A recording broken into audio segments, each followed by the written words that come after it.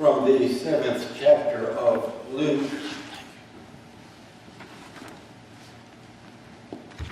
Now, one of the Pharisees was requesting him to dine with him. And he entered the Pharisee's house and reclined at table. And there was a woman in the city who was a sinner. And when she learned that he was reclining at the table in the Pharisee's house, she brought an alabaster vial of perfume, and standing behind him at his feet, weeping, she began to wet his feet with her tears, and kept wiping them with the hair of her head, and kissing his feet, and anointing them with the perfume. Now, when the Pharisee who had invited him saw this, he said to himself, if this man were a prophet, he would know who and what sort of person this woman is who is touching him, and that she is a sinner. And Jesus answered him, Simon, I have something to say to you. And he replied, say it, teacher. And he tells the story of the two debtors that we read in the responsive reading. One owed a lot of money, one owed a little money. But they couldn't pay. And the creditor just wrote it off the books. Debt canceled. Who, Jesus asked, loved the creditor more? Who was the most filled with gratitude? The one who had a little bit forgiven, or the one who had much? Of course, the answer is obvious. The one who is forgiven much has the greatest gratitude and loves much. Verse 44, turning toward the woman, he said to Simon, do you see this woman? I entered your house and you gave me no water for my feet, but she has wet my feet with her tears and wiped them with her hair. You gave me no kiss, but she, since the time I came in, has not ceased to kiss my feet. You did not anoint my head with oil, but she anointed my feet with perfume. For this reason I say to you, her sins, which are many, have been forgiven. For she loved much, but he who is forgiven little, loves little. Then he said to her, your sins have been forgiven. Those who were reclining at the table with him began to say to themselves, who is this man who even forgives sins? And he said to the woman, your faith has saved you. Go in peace. Well, it was my night to shine. This was going to be a great night. I sent out invitations all through the city of Capernaum, and anybody at all is going to be there. I was so proud when the invitations came back, and all of my friends, the great doctors of the law, the scholars, the strict keepers of the law came. And I invited this guy, Jesus, an itinerant preacher, a carpenter from that little out-of-the-way village, Nazareth. Who could come from Nazareth of any value? But I invited him after all. He was going to be the celebrity, and it was going to really be the hit of the party. What a great night this is going to be for me. I will be the talk of the whole town, because see, I hear he does miracles. Oh yes. Just a few miles away at Nain, he raised a widow's son to life, they tell me. And the centurion of our town, that Roman officer, had his servant healed by him, they tell me. Everybody's talking about him. I hear he teaches great crowds, and they come thronging to him. So I got him on my guest list, and he'll be here. Got the best of food here. The wine is flowing. Oh, maybe he'll turn some water into wine. I hear he did that just 20 miles away in Cana some time back. What a great night this will be for me. And they started coming in. Oh, I was careful to greet all of those distinguished guests at the door. I gave them the socially acceptable kiss on the cheek. I washed their feet with water to get the dust of the soil of the robes off. I anointed their heads with oil, the best of oil, sweet perfume. Everybody was pleased with the way that I graciously received them. I did have a few commoners come. You know, after all, I wanted a mixed company. I wanted the whole town to know how generous I am.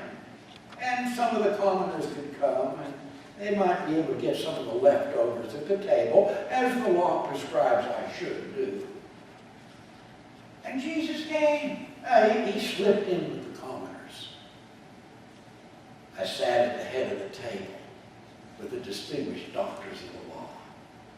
We were discussing high values and morals, and we were delving into the controversies of the law. They were asking one another questions, and I was so happy. I thought, we all suspect that this carpenter guy is a fraud. And I just knew that maybe I could be shown to be one to correct him on the law when he spoke. The conversation suddenly stopped. Mouths were agape. We couldn't believe our eyes. Yeah, I had said some commoners had come. I had told the gatekeeper to let in a few. But here comes that woman. That woman that we all knew what she was, a woman of the streets, and some of the men here at the table certainly knew who she was. She actually dared to come into the house. And she came and she stood behind Jesus. I couldn't believe my eyes. She knelt down at his feet. Cried. She wet his feet. She touched him. He let her actually touch him. Can you believe that? This woman, had I passed her on the street, I would have had the sensibility to at least gone to the other side and not allow her to eat. I wouldn't even let her shadow fall upon me. Keeper of the law. I was kind of surprised Jesus had come because he had said some pretty hard things about we Pharisees.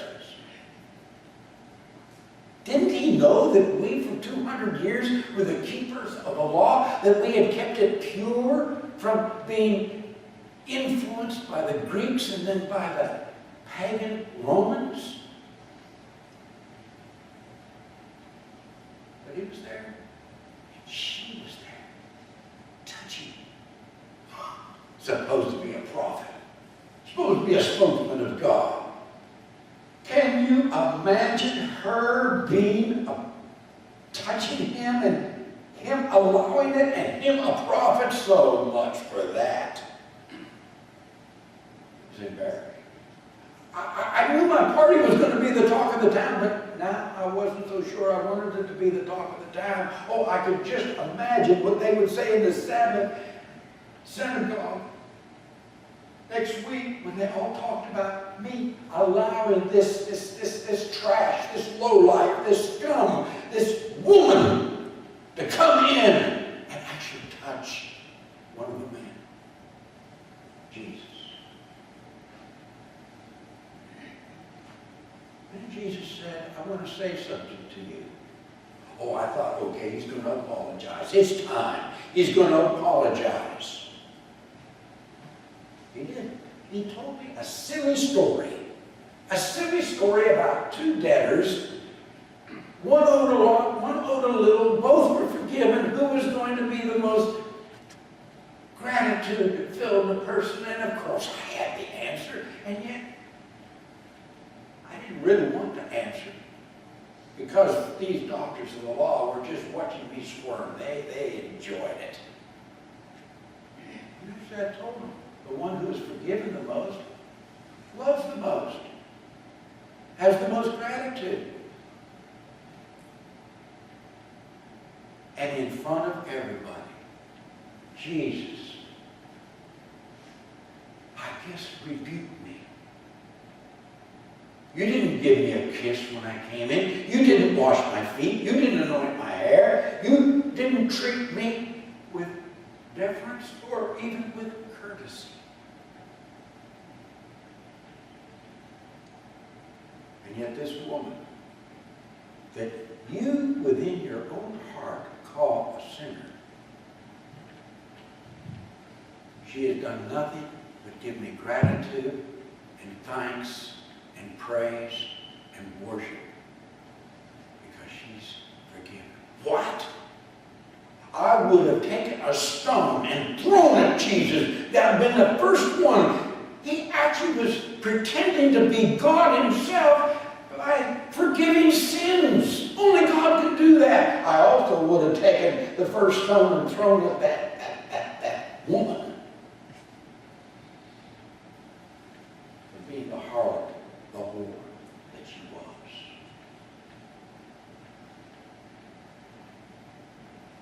Well, that night was quite some time ago. It's all over. Yes, they snickered and they talked and they laughed behind my back at that embarrassing supper night. But I heard that she changed her life. I heard that she now would meet with the disciples of Jesus and that she was singing with them and praising God with them. And she was happy and she was carefree and she was jubilant. And I'm so miserable. I'm so alone. I'm still filled, I guess it's with sin. Why is it that this woman of the streets can go free and be happy, and I have such miserable? I tried to turn over a new leaf. I tried to make a new moral start. I tried to do good things. I fasted twice a week. I gave 1/10 of my income to the temple. I did all the right things. I was always there in the synagogue. I did all of that, and yet it didn't seem like it did any good.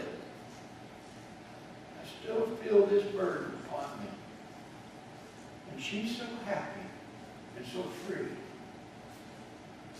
And I have so much on me. She is so forgiven, and I am so unforgiven. I'm going to ask you this. Which are you? You've been bad. You've been evil. Others talk about you, look down on you. Are you forgiven?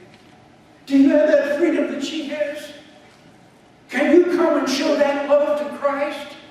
Can you publicly withstand whatever ridicule that might come your way by standing up for Jesus? Can you do that, or are you like me? Weighed down, burdened, unforgiven. Which one are you? You will stand here, and then you will go out from this place, and you will be unforgiven, and carry it all through eternity, or you will be forgiven and rejoice at Jesus' feet. And so, she could say to you,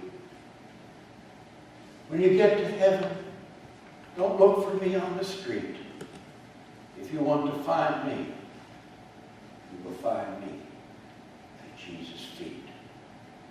Where will you be? Forgiven at Jesus' feet?